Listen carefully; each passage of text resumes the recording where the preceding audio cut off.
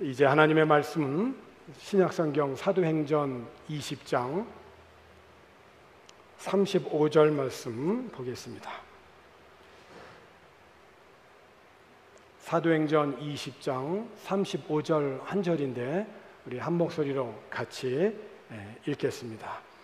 범사에 여러분에게 모본을 보여준 바와 같이 수고하여 약한 사람들을 돕고 또 주 예수께서 친히 말씀하신 바 주는 것이 받는 것보다 복이 있다 하심을 기억하여야 할지니라. 아멘. 사람이 태어나면서부터 만남은 시작이 됩니다. 부모를 만나고요. 또 부모의 양육을 잘 받다가 학교를 다니면서 친구도 만나고 또 이제 선생님도 이제 만나게 되죠. 좀 더 이제 성장해서 사회에 진출하고 또 평생 동반자를 만나게 됩니다. 이렇게 보면 인생이라고 하는 것은 태어나면서부터 죽을 때까지 만남의 연속이다라고 볼 수 있습니다. 누구를 만나느냐, 참 인생에 있어서 참 중요한 것 같습니다. 좋은 사람을 만나야 되겠지만 또한 저나 여러분이 먼저 또 좋은 믿음의 사람이 되십시다. 그래서 23년 전 이 땅 필리핀에 올 때 딱 기도 제목은 한 가지였었어요. 좋은 사람을 만날 수 있도록 그렇게 기도했는데요. 좋은 사람을 만나기 위해서 기도도 해야 되겠지만은 내가 더 좋은 사람이 또 돼야 되겠더라고요. 그죠? 그래서 피차 믿음 안에서, 은혜 안에서 서로 좋은 영향을 주고받는, 그래서 함께 믿음에 성장할 수 있는 그런 은혜가 있기를 또 기도합니다. 이 모든 만남 가운데에서 가장 중요한 만남이 있다면 예수님과의 만남입니다. 왜냐하면 예수님과의 만남은 인생이 변화되기 때문에 그렇습니다. 자기밖에 모르던 사람이 예수님을 만나게 되면 주변을 살피기 시작합니다. 자기 중심적으로 살았던 사람이 예수님을 만나면서 다른 사람들을 배려하기 시작합니다. 모르면 내가 어떻게 해야 되는지를 묻기 시작합니다. 그래서 훈련하고 배우고, 야, 저 사람이 저렇게 변할 수 있나? 알고 보니까 예수님을 만났던 것입니다. 반대로 오랫동안 신앙생활을 했음에도 불구하고 여전히 아직도 나에게 변화가 없었다라고 한다면 그것은 여전히 나에게 아직도 고집이 남아있는 것이고 교만이 남아있다라고 하는 증거이기도 하겠죠. 예수님을 만나고 변화된 수많은 사람들 중에 아마 가장 좋은 예가 있다면 저는 사도 바울을 꼽고 싶습니다. 그가 예수님을 만나기 전에는 예수 믿는 사람들은 잘못돼도 대단히 잘못됐다라고 생각을 했어요. 그래서 예수 믿는 사람들은 심지어 돌로 쳐 죽여도 전혀 이상하게 생각하지 않았습니다. 실제로 초대교회의 7집사 가운데 있던 스데반 집사님이 예수는 그리스도다, 예수는 하나님이 약속하신 메시아다, 예수는 하나님이 보내신 우리의 구원자이다, 예수를 믿어야 구원을 얻는다 라고 하는 복음을 전하게 되어지자 더 이상 그 얘기를 듣고 싶지 않던 유대인들이 돌을 들어서 스데반을 돌로 쳐 죽였습니다. 그 일에 앞장선 사람이 바로 이 사울입니다. 후에는 이름을 바울로 바꾸었죠. 그것뿐만이 아니에요. 자국 내에서만 예수 믿는 사람들만 돌로 쳐서 죽여야 된다라고 생각한 것뿐만이 아니라 심지어는 외국으로 출장을 가서라도 예수 믿는 사람들은 붙잡아 와야 되겠다라고 하는 이 생각에 사로잡혔고, 실제적으로 그렇게 사도 이 바울 이전에 사울은 예수 믿는 사람들을 붙잡기 위해서 다메섹이라는 곳으로 가게 됩니다. 그게 하나님을 위한 열심인 줄 알았어요. 그런 그가 예수 믿는 사람들을 붙잡기 위해 다메섹으로 가던 중에 하늘로부터 부활하신 예수님의 음성을 듣게 됩니다. 그리고 그 예수님을 실질적으로 살아있을 때는 만나지는 못했지만은 부활하시고 하늘로 승천하신 예수님의 음성을 들으면서 그는 예수님을 만나게 됩니다. 말할 수 없는 충격에 빠졌어요. 근데 이 참 사울은 대단한 사람이거든요. 그 하늘로부터 빛이 강력하게 임하였을 때 그 꼬꾸라져요. 꼬꾸라지고 엎드러지면서 딱 보통 사람들 같으면 정신을 못 차리거든요. 그런데 이 사울은 당신은 누구십니까? 라고 얘기할 정도로 이 대단한 사람이었던 것 같아요. 그러니 거기서 이제 예수님을 만나게 되잖아요. 너무나 충격이 커가지고 앞을 보지 못합니다. 그리고 사흘 동안을 먹지도 못하고 마시지도 못하는 이 충격 속에 사흘을 지내게 됩니다. 그리고 하나님이 보내신 아나니아를 통하여서 앞을 보게 되고 그리고 그의 인생이 변화되기 시작합니다. 그의 기질이 변화된 게 아니라 그의 삶의 목적과 방향이 바뀌어졌다는 거예요. 그의 그 인간됨 이런 모든 것은 여전해요. 오히려 예수를 만나기 이전에 그가 배웠던 모든 학문들, 모든 언어들, 이중 언어가 탁월한 그 모든 것들을 하나님은 오히려 사울을 변하여 바울이 되게 한 이후로 많은 것을 하나님의 나라 복음을 위해서 사용하게 되어진 것들을 보게 되죠. 하여튼 그의 인생이 방향이 180도로 바뀌어지게 되는데 오늘 본문에 있는 짧은 한 구절이지만 그가 무엇이 바뀌었는지에 대해서 오늘 말씀해 주고 있어요. 세 가지로 그가 좀 바뀌어진 변화된 모습을 볼 수 있는데 첫 번째 35절 본문에 있는 말씀을 다시 한번 보겠습니다. 범사에 그러니까 모든 일상의 삶 속에 여러분에게 모본을 보여준 바와 같이 그러니까 본이 됐다는 거죠. 모본을 보여준 것과 같이 수고했다 하는 거예요.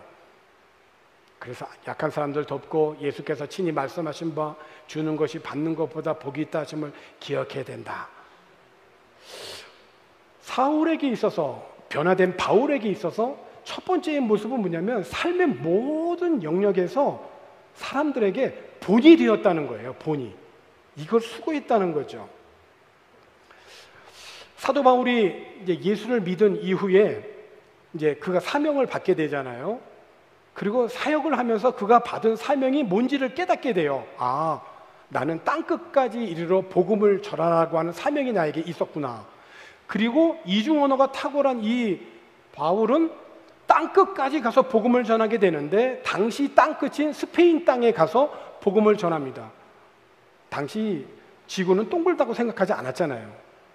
그러니까 바다가 보이는 끝에 갈 수 있는 끝에까지 가는 그 당시의 땅끝은 바로 스페인이었어요. 그래서 이 스페인 땅에 가기 위해서 로마 교회의 후원을 받고 그 재정의 지원과 기도의 후원을 받고 땅끝까지 스페인 땅까지 가서 복음을 전하게 되어집니다. 그러나 대부분 후원을 받아서 사역을 한 게 아니라 사도 바울은 자비랑 선교를 했던 사람입니다. 아시는 대로 스스로 일을 해서 천막을 만드는 장막을 만드는 이 직업을 갖고 경제적인 부분을 해결해 가면서 복음을 전한 사람이 바울이에요. 소위 텐트 메이커라고 하죠. 요즘에 이제 BAM이라고 해서 비즈니스 에즈 미션이라고 해서 선교사의 신분으로 들어갈 수 없는 지역에 일반적인 비즈니스를 하면서 뭐 교육이든지 사업이든지 일을 통해서 미션을 수행하는 선교사님들이 많이 있죠. 특별히 무슬림권에서. 하여튼 이 바울은 텐트를 직접 만들어 가면서 경제적인 부분을 해결하고 복음을 전했던 사역자예요. 뭐 그렇다고 해서 오해는 하지 마십시오. 복음을 전하는 그런 자들이 일을 하면서 목회를 해야 한다라고 하는 것이 아닙니다. 저는 목회자가 교회의 형편에 따라 교회가 주는 생활비대로 목회자는 그 주는 생활비에 따라 생활을 하고 막혀진 그런 사역에 좀 더 집중하는 것이 좋다라고 생각을 하고 있습니다. 그래서 요즘 목회의 이중직에 대한 아주 활발한 토론도 있지만 저 개인적으로는 이 땅 박교회에 와서 교회가 좀 어려울 때 하숙도 좀 하고 앞으로의 또 생각을 해서 학교도 세우고 정말 너무 많은 제안을 받았어요. 23년 동안. 그래서 저는 교회는 교회여야 되고 그래서 오자마자 하숙집이었던 저희 교회의 하숙생들을 어려워도 보내는 것으로 저는 시작을 했어요. 그리고 부족하지만 목회에 집중하기를 원했어요. 그래서 제가 여기 바교에 와서 가장 힘들고 어려웠던 점 가운데 하나는 뭐냐면, 주변에 가서 인사를 하는데 이번에 새로운 황철중 목사입니다. 그러면 하숙하는 교회예요. 이게 저가 제일 듣기 힘들고 제일 마음 아팠던 그러한 부분이에요. 그래서 교회 이름도 바꿀 수밖에 없었고,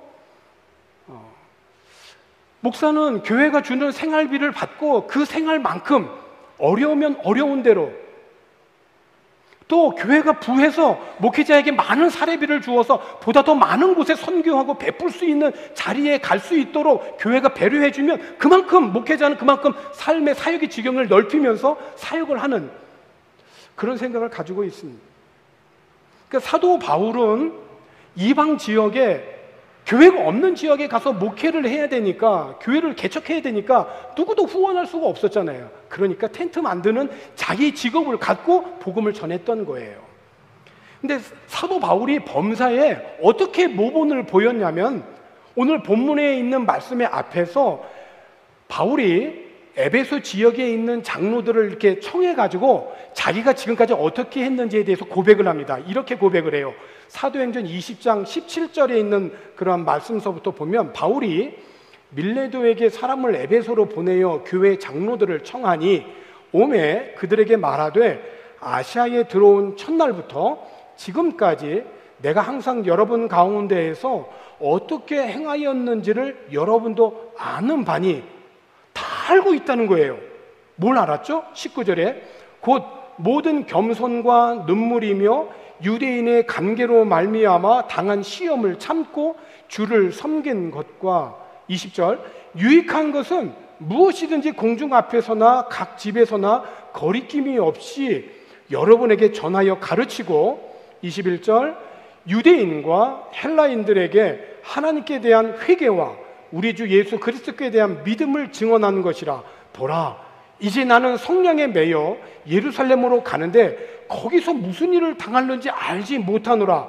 23절 오직 성령이 각 성에서 내게 증언하여 결박과 환난이 나를 기다린다 하시나. 24절 같이 한번 읽겠습니다. 내가 달려갈 길과 주 예수께 받은 사명 곧 하나님의 은혜의 복음을 증언하는 일을 마치려 하면은 나의 생명조차 조금도 귀한 것으로 여기지 아니하노라. 참 귀한 신앙의 고백입니다. 코로나를 겪어오면서 저에게 있어서 개인적인 하나의 또 위기라고 그럴까요? 그것은 뭐냐면 하나님의 은혜에 대한 지속성이 끊어졌다는 거예요. 이 어떤 신앙의 고백은 어떤 형식에 담아서 하나님 앞에 올려드려야 되잖아요. 이를테면 새벽 기도라든지 어떤 하나님 앞에 특별한 구역 예배라든지 이런 어떤 형식을 담아서 하나님 앞에 드려져야 되는 그런 모든 그런 내용들이 끊어졌다는 거예요. 우리 신앙생활에 있어서 정말 참 중요한 게 뭔가 하는 것을 더 요즘 절실하게 느껴요. 은혜의 지속성. 하나님이 우리의 삶을 주관하시고 은혜로 인도하시는 것에 대한 지속적인 변함없는 마음으로 하나님 앞에 내 마음을 드리고 시간을 드리고 나의 물질을 드리고 헌신하는, 변함없이 주님을 사랑하는 이 지속적인 이 계속적인 믿음, 이게 얼마나 중요한지요. 그래서 코로나 기간 동안 3년 동안 우리 한국 교회나 우리 교회를 비롯해서 우리의 민낯이 다 드러나 버렸어요. 동력을 상실해 버렸다는 거죠. 하나님을 향한 열심, 헌신, 이 뜨거움, 이것이 정말 떨어져 버렸어요. 무너졌어요. 다시 회복을 해야 되는 거예요. 그런데 사도 바울은 에베소 교회 장로들을 청하여서 내가 어떻게 지금까지 여기서 사역해 왔는지를 너희들이 다 알지 않냐. 그런데 이것이 중간에 정말 죽을 고생도 많이 하고 외로움도 많고 고난도 많고 핍박도 많고 박해도 많았는데, 그의 마지막 순교를 직감하기 바로 직전에 쓴 디모데 후서에 있는 말씀에 보면은 사도 바울은 어떻게 고백을 했냐면 이렇게 고백합니다. 디모데 후서 4장 6절과 7절 8절에 있는 말씀을 보면, 전제와 같이, 이 전제는 마지막에 제물을 드릴 때 붓는 거예요. 전제와 같이 내가 벌써 부어지고, 그러니까 내가 죽을 날이 가까웠다는 걸 아는 거예요. 나의 떠날 시각이 가까웠도다. 7절에 있는 말씀에서 이게 중요하죠. 같이 한번 읽겠습니다. 나는 선한 싸움을 싸우고 나의 달려갈 길을 마치고 믿음을 지켰다. 이게 참 중요한 거예요.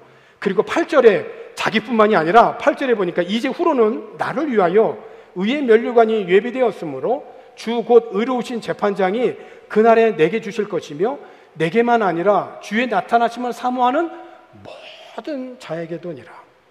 그러니까 사도 바울은 예수님을 영접하기 전에는 신앙의 잘못된 해석, 그리고 잘못된 그 믿음의 방향, 그리고 오해로 인하여서 자기 열심으로 사는 거예요.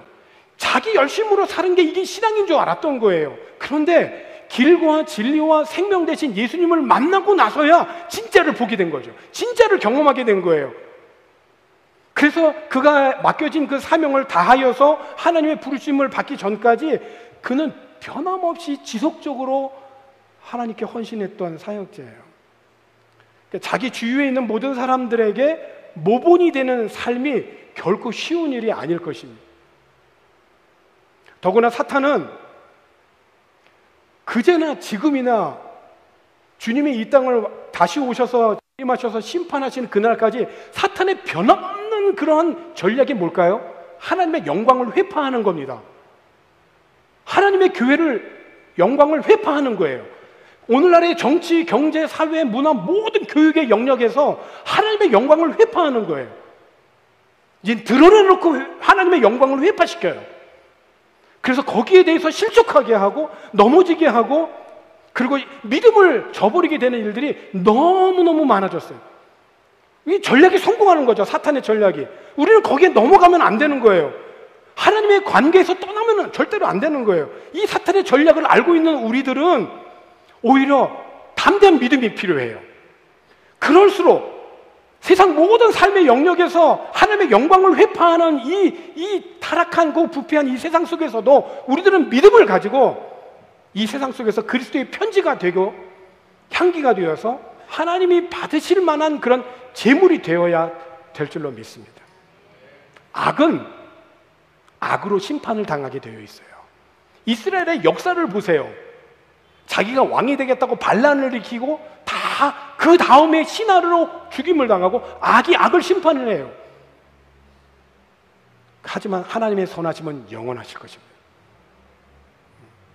그 선하신 하나님, 그 영원하신 하나님 앞에 변함없는 믿음으로 주님 앞에 나아가는 복된 성도들이 되기를 권합니다. 두 번째로 사도 바울이 예수님을 만나고 변화된 모습은 약한 사람들을 도왔다는 거예요. 당시에 약한 사람들은 뭐냐면 1차적으로는 경제적으로 매우 어려운 사람들을 말합니다. 그러니까 전쟁으로 인하여서 남자들이 너무 많이 죽었어요. 소위 말하면 당시 사회에 과부들이 많았던 거예요. 홀로 산 여인들이 많았어요. 그러니까 경제적으로 어려울 수밖에 없었던 거죠. 그러니까 또 더구나 부모를 잃은 고아들, 그리고 계속되는 가뭄이 있었어요. 그러니까 경제적으로 많이 어려웠던 거죠. 한마디로 구제의 손길이 필요했던 겁니다. 그래서 사도 바울은 개척하여서 세운 그런 교회들을 방문할 때마다 한 가지 강조하면서 교육하고 양육했던 것이 있어요.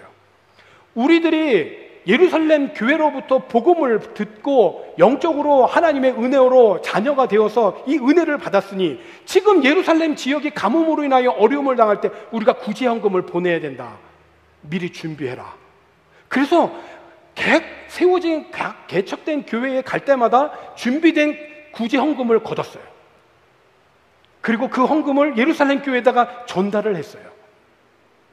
이것이 복 있는 사람이라는 거죠. 이 일에 동참하는 교회가 복이 있는 교회다라고 하는 거예요. 그러니까 하나님은 우리에게 일할 수 있는 건강도 주시고 물질을 주십니다. 풍성하든 아니면 부족하든. 물질은 세 가지 방면으로 사용할 때 건강하고 행복할 수 있어요. 하나는, 첫 번째는 하나님을 위한 것입니다. 나의 모든 삶의 주권은 하나님에게 있다. 나의 모든 삶의 주권은 하나님의 은혜 안에 있다. 정말 하나님의 은혜를 떠나서는 살 수 없어요. 이런 경험이 있죠. 정말 잘 준비했어요. 설교도 잘 준비하고 참 잘 될 것 같아요. 근데 그날은 너무나 허전하고 이상한 거예요. 그런데 준비하지를 못했어. 부족할 것 같아. 좀 마음이 참 그래. 그래서 기도할 수밖에 없었어. 근데 그런 날은 또 이상하게 은혜가 막 있대. 하나님의 주권적인 은혜죠. 우리는 하나님의 은혜를 떠나서는 해석할 수가 없어요. 그렇다고 해서 우리가 하나님이 모든 것을 다 알아서 하기 때문에 우리는 아무것도 안 해도 된다, 그런 것은 결코 아닙니다. 우리는 변함없이 주님을 사랑해야 돼요. 변함없이. 모든 삶의 주권이 하나님으로부터 온 거라고 하는 내 일차적인 신앙의 그 간접적인 표현이 뭐예요? 물질로 두자면 그게 11조죠. 내 삶의 10의 1조는 하나님께 드린다라고 하는 10의 1조의 신앙이에요. 두 번째가 뭐죠? 이웃을 위해서 드리는 거예요. 이웃을 위해서. 그것이 선교 헌금이고 구제 헌금이고 또 다음 세대를 키워가는 장학 헌금이고, 부족한 가운데 있지만 우리 교회가 여전히 건축하는 가운데서도, 여전히 어려운 가운데서도 끊어지지 않고 더하지는 못해도 코로나 중에도 계속적으로 선교하고 구제할 수 있어서 너무 감사해요. 성도들이 헌금하지 않으면 어떻게 이걸 할 수 있어요? 목사의 열심으로만 됩니까? 결코 안 되죠. 하나님의 은혜로 여러분들에게 헌금할 수 있는 마음을 주시고, 그것이 구제헌금이든 선교헌금이든 그 헌금이 모아져서 그 헌금이 하나님의 뜻 가운데 선하게 바르게 사용되어지고 흘러갈 때, 그때 우리는 복 있는 교회다는 거죠. 세 번째는 자기 자신을 위해서 쓰는 겁니다. 하나님을 위해서 혹은 이웃을 위해서는 잘 쓰는 분들이 많은데, 정작 자기 자신을 위해서는 좀 인색한 분들이 있어요. 자기가 신약 성경 일독을 했잖아요. 누가 자기한테 뭘 사주는 사람이 없으면 자기가 가서 맛있는 거 사주는 거죠. 기특하잖아요. 아무리 생각해봐도, 야, 내가 이런 가운데서 신약을 일독을 했네. 근데 그거 누가 알아주지도 않고 누가 몰라. 근데 내가 생각해도 참 기특하고 감사해. 그러면 가서 정말 내가 가장 좋아하는 맛있는 음식을 사서 먹는 거예요. 잘했다고. 그리고 칭찬해 주는 거야. 인정해 주는 거야. 야, 너 신약 성경 일독을 했네. 이제는 한번 구약도 한번 읽어보자. 이런 마음이 생기는 거 아니에요? 하나님을 위해서 나의 그 주어진 물질과 시간과 재정을 하나님을 위해서 구별하고, 이웃을 위해서 또 구별하고, 그리고 또 수고하고 애쓰고 땀 흘려 일하는 나와 우리 가정을 위해서 또 구별하고, 이게 건강하고 균형 있는 삶이라는 거예요.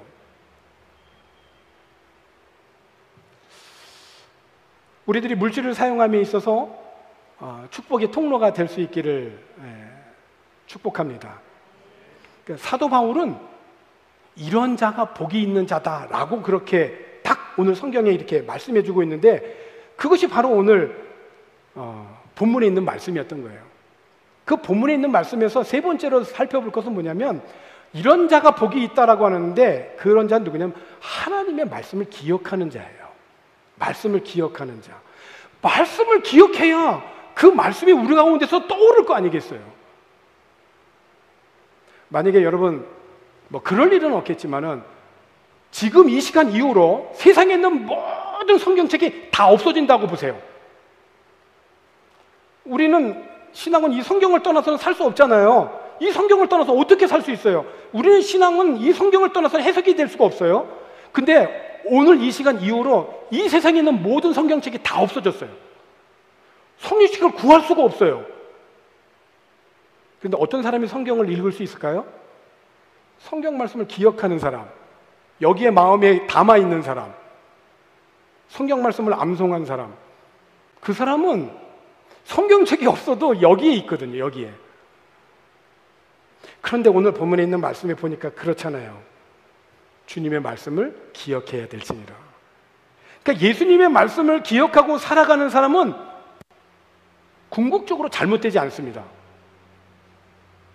출애굽을 이끈 위대한 지도자 모세가 죽고, 그 어떤 백성들인지 아는, 그 참 마음이 완악하고 고집센 한두 사람도 아니고 200만 명이나 되는 그 많은 백성들을 약속의 땅까지 이끌고 가야 할 여호수아가 얼마나 두렵고 떨렸겠어요.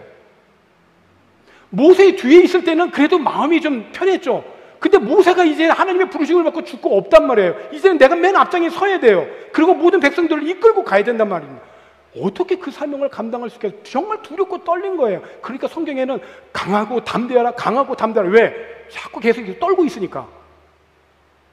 여호수아 1장 1절에 있는 그 말씀을 보게 되면, 여호수아 1장 1절에 여호와의 종 모세가 죽은 후에 여호와께서 모세의 수종자 눈의 아들 여호수아에게 말씀하여 이르시되,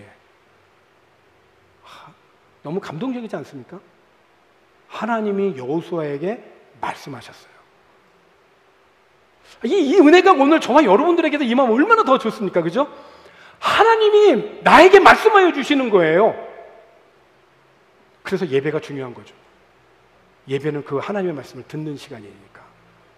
이어지는 말씀에서 6절에 있는 말씀을 보니까, 강하고 담대하라. 너는 내가 그들의 조상에게 맹세하여 그들에게 주리라 한 땅을 이 백성에게 차지하게 하리라. 오직 강하고 극히 담대하여, 7절에 나의 종 모세가 네게 명령한 그 율법을 다 지켜 행하고 우로나 좌로나 치우치지 말라.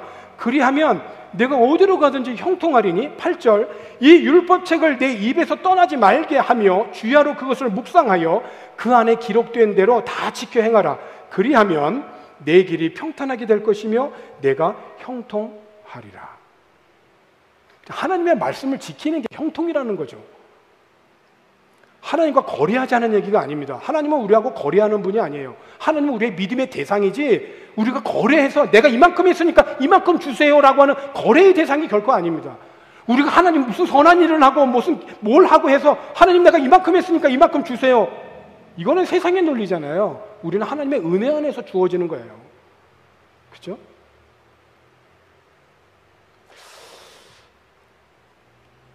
여호수아에게 하나님께서 이렇게 말씀하셨거든요.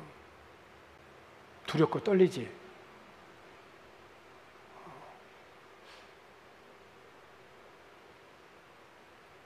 강하고 담대해라. 모세가 너에게 명령한 거 다 지켜 행하고 좌로나 우로나 치우치지 마라. 그러면 너가 형통할 거야. 놀라지 말고 두려워하지 마라. 내가 어디로 가든지 내가 너와 함께 해줄게. 이게 하나님의 말씀이었다는 거예요. 시편 150편을 보면 시편이 제일 많잖아요. 근데 시편, 하나님을 찬양하고 삶에 있어서 곤고할 때 하나님을 어떻게 기도했고 어떻게 찬양한지를 기록한 게 시편이잖아요. 그 시편의 그 1편서부터 150편까지 해서 시편 첫 번째 1편의 주제가 뭐죠? 복 있는 사람이에요. 누가 복 있는 사람이냐는 거야. 누가 복 있는 사람. 시편 1편에는 이렇게 기록이 되어져 있죠. 시편, 여러분들이 잘 아는 그런 내용입니다.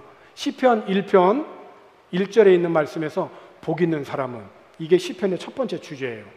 악인들의 꾀를 따르지 아니하며 죄인들의 길에 서지 아니하며 오만한 자들의 자리에 앉지 아니하고. 어떻게 1절대로 살 수 있죠? 어떻게 악인들의 꾀를 따르지 아니하고 죄인들의 길에 서지 않고 그리고 오만한 자리에 앉지 않을 수가 있죠? 어떻게 할 수 있죠?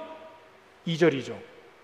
2절에 있는 말씀을 보게 되면 오직 여호와의 율법을 즐거워하여 그의 율법을 주야로 묵상하는 자다. 그렇습니다. 그러니까 주님께서 우리들에게 주신 말씀을 기억하는 것이 첫째예요, 신앙은. 그리고 그 기억나는 말씀을 삶 속에 실천하고 순종하는 자가 복이 있는 사람이라는 거죠. 오늘 본문에서 주는 것이 받는 것보다 복이 있다라고 하신 주님의 말씀을 오늘 우리가 기억하라고 하십니다. 그러니까 주는 자의 삶은 결코 외롭지가 않습니다. 근데 받는 일에만 익숙한 사람들이 있죠. 목사들도 위험군에 속하죠. 늘 섬김을 받고 있으니까. 그래서 제가 어디 가서 이렇게 밥을 사려고 하면 말리지 마세요. 저도 복을 받아야 되거든요. 축복의 통로로 살아야 되잖아요. 같은 목회자들이 쭉 있는데 어느덧 23년 박유에서 생활하다 보니까 오래됐어요. 어디 가면 누가 밥 사야 될까요? 행복한 교회 담임 목사가 어디 가서 밥 얻어먹어야지 좋을까요? 아니면은 밥을 항상 사주고 베푸는 그런 목사가 되면 좋을까요? 여러분들의 입장에서. 어디 가도 밥을 사줄 수 있는 목사가 좋은 목사이잖아요. 내가 재정적인 형편이 좋아서가 아니라 그렇게 베푸는 자는 외롭지 않다는 거예요. 그런데 어떤 사람들이 외로운가 보니까 자기밖에 모르는 사람,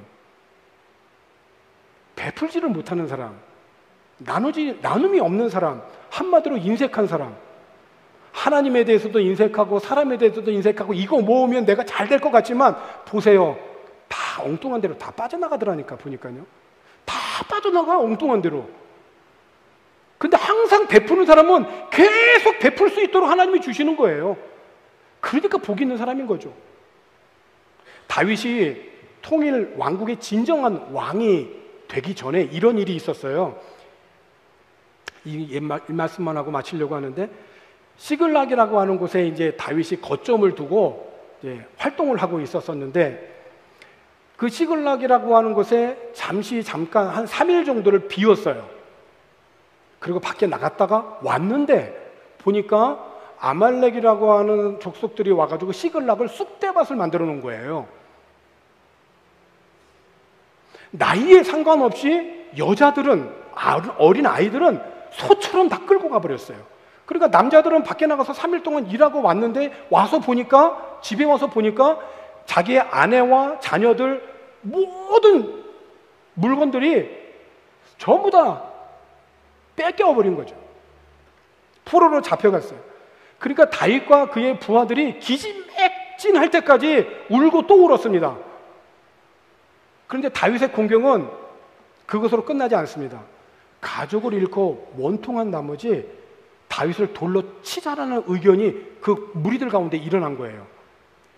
이 다윗을 따라다니다 보니까 이런 일이 생겼다고 하면서 다윗을 원망하는 그런 그룹들이 생긴 거예요. 정말 다윗에게는 위기였죠. 이때 다윗이 힘을 냅니다. 어렵지만 힘을 내요. 하나님을 의지해요. 그래서 하나님을 의지하는 믿음으로 하나님이 은혜를 주셔서 힘을 내가지고 사람들을 설득해서 가족들을 포로로 끌고 간 그 아말렉을 따라잡게 됩니다. 여기에 이제 함께 마음을 모아서 같이 따라간 군사가 600명이에요. 그런데 600명이 부지런히 따라가다가 부솔이라고 하는 시냇가에 딱 멈추게 되는데 너무 지치고 힘든 나머지 200명이 거기서 도중 탈락합니다. 포기를 해요. 그러니까 그 사람을 데리고 갈 수가 없는 거예요. 그러니까 400명만 데리고 갑니다. 아말렉을 따라가요. 그리고 정말 하나님의 은혜로 아말렉 군대를 물리치게 되고, 그리고 뺏겼던 모든 것들 다 회복할 뿐만 아니라 가족들도 다 찾게 됩니다. 그런데 항상 그렇잖아요. 위기는 항상 성공할 때이라고, 잘 될 때라고. 모든 전리품, 그 다음에 가족들 다 찾아와가지고서 이제 공동체가 다 모였습니다. 한 자리에 모였어요. 그랬더니 무리 중에 한 사람이, 쟤네들 200명 전애들은 힘들어서 중간에 포기하고 우리 버리고 갔잖아요. 그냥 남은 사람들을, 걔네들은 가족만 중결고 우리가 뺏은 전리품을 하나도 나눠주지 말자는 거예요. 그런 분위기가 막 일어난 거예요. 이때 다윗이 한 행동을 보면요, 이렇습니다. 형제 여러분, 성경은 그렇게 되어 있어요. 가족끼리 이러는 법은 없다. 하나님께서 우리에게 이 주신 것을 가지고 이렇게 처신해서는 안 된다. 하나님께서 우리를 안전하게 지켜주셨고, 우리를 공격했던 침략자들을 우리 손에 넘겨주신 분이 하나님이신데, 남아서 보급품을 지킨 자나 나가서 싸운 자나 몫은 똑같이 나누자. 똑같이 나누자. 나누되 똑같이 정말 나누자. 참 훌륭한 다윗이죠. 그래서 리더가 될 수 있었고 지도자가 될 수 있었던 거예요. 똑같은 상황이 되었을 때 다윗의 편에서 다윗을 지켰던 신하들이 있다던 거예요. 그렇죠. 그러니까 인색한 자는 나중에 외롭게 됩니다.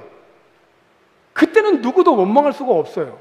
하지만 주님의 말씀을 기억하고 받는 것보다 주는 것에 더 마음을 쓰고 나누는 자는 복이 있는 자입니다. 한 개인의 삶만이 아니라 교회도 마찬가지죠. 주는 교회가 정말 좋은 교회인 거죠. 그런 면에서 우리들이 필리핀 땅에 이렇게 살고 있는데, 필리핀의 많은 수많은 현지의 교회들, 선교하는 교회가 되기를 또 축복합니다. 우리 대한민국도 받기만 했던 민족이었잖아요. 그런데 주는 교회가 되고 나서, 주는 민족이 되고 나서 더 많은 은혜와 복으로 흘러가게 됐잖아요. 선교지에 있는 우리 행복한 교회도 또 현재 교회를 섬기고 또 목회자들을 섬기고 또 우리가 섬길 수 있는 영역에서 최선을 다해서 감사함으로 받는 것보다 주는 것이 더 복이 있다라고 하는 주님의 말씀을 기억하고 그 기억된 그 말씀을 믿음으로 순종하는 그런 오늘 저와 여러분이 되었으면 좋겠어요. 이 성경 구절로만 하나만 읽고 마치려고 합니다. 마태복음 6장 1절입니다.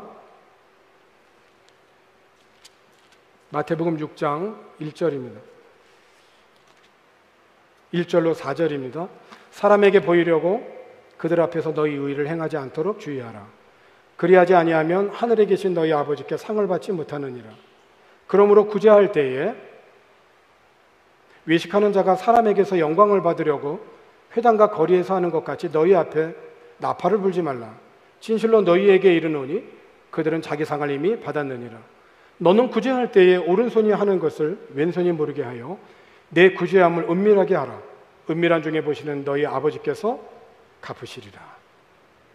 조금 실감나게 메시지 성경으로 번역한 것을 제가 읽어드릴게요. 한번 보시기 바랍니다. 너희가 선한 일을 하려고 할 때 그것이 연극이 되지 않도록 특히 조심해라. 그것이 멋진 연극이 될 수 있을지는 몰라도 너희를 지으신 하나님은 박수를 보내지 않으실 것이다. 남을 위해 무슨 일을 할 때에는 너희 자신이 주목받지 않도록 해라. 분명 너희도 내가 연극 배우라고 부르는 이들의 행동을 보았을 것이다. 그들은 기도회며 큰 길을 무대로 알고는 누군가 자기를 보고 있으면 긍휼을 베풀고 사람들 앞에서 연극을 한다. 물론 그들은 박수를 받지만 그것이 전부다. 너희는 남을 도울 때 자신이 어떻게 보일지 생각하지 마라.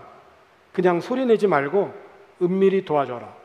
사랑으로 너희를 잉태하신 너희 하나님도 무대 뒤에서 일하시고 너희를 은밀히 도와주신다. 아멘. 우리가 기억하고 실천해야 할 주님의 말씀입니다.